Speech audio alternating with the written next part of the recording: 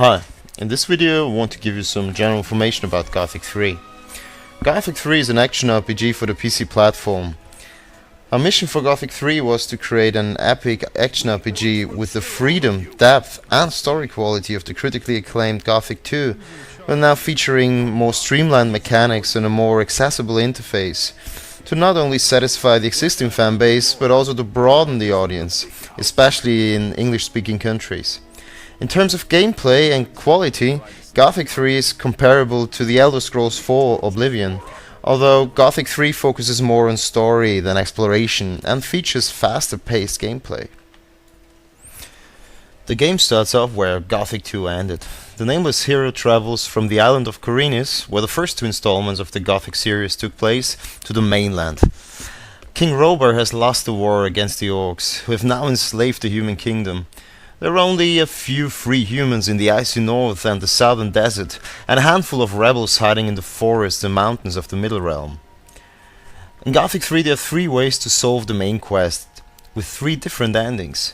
You can either join the rebels' forces against the orcs, or help the orcs that are already pursuing a higher goal, or help the Shishin, a faction from the desert in the south, who hunt down nomads and sell them to the orcs as mine workers.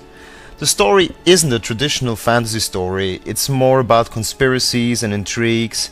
It's like a blend between a Dan Brown story and a fantasy story. The interesting thing about all these factions in the game, like the rebels, the orcs, the Hashishin or the Nordma barbarians, is that no faction is really good or evil. Very much like in politics, where there's no real good or evil party. They just have different goals and also different ways of achieving them, and the player can freely choose who to support. The orcs in Gothic 3, for example, are not evil monsters like in many other high fantasy games. In Gothic 3 they're intelligent and organized, very much like the Klingons in the Star Trek universe. And so the player leads one of these three main groups, the orcs, the rebels or the Hashishin, to the final victory in the battle for Mitana. This is achieved by supporting one of these groups in the game, and at one point the player also usually joins one of them. So the player can join the orc forces by climbing the ladder as a mercenary or gladiator, or you can support the rebels in the fight against the orcs by causing mayhem and instigating uprisings, or he can earn the respect of the Hashishin by just clever trading and hunting down slaves for the ore mines. Some smaller factions will react to his deeds in several ways. The Nordma tribes may, for example, respect him for his fighting skills as a gladiator, but mistrust him as a collaborator. As all of these decisions have a deep moral background, the story and all of the inhabitants of the world react to the player according to his deeds for one of the other factions. Thus, the player's decisions impact the turn of events heavily, and are always meaningful in the larger context of the general struggle going on. The micro-gameplay follows the established formula for successful action RPGs. So, everything the player would expect is there. Fighting monsters, collecting loot, casting spells, talking to the NPCs, gathering information, solving quests, trading items, training the character, you name them. This established formula becomes much more interesting though through the simulated world and the advanced AI in the game. The inhabitants of the world are organized in tribes and guilds.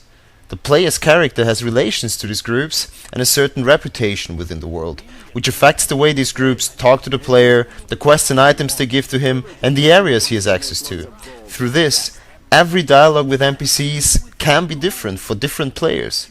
As every action feeds back into the world simulation, the player shapes his own unique gaming experience.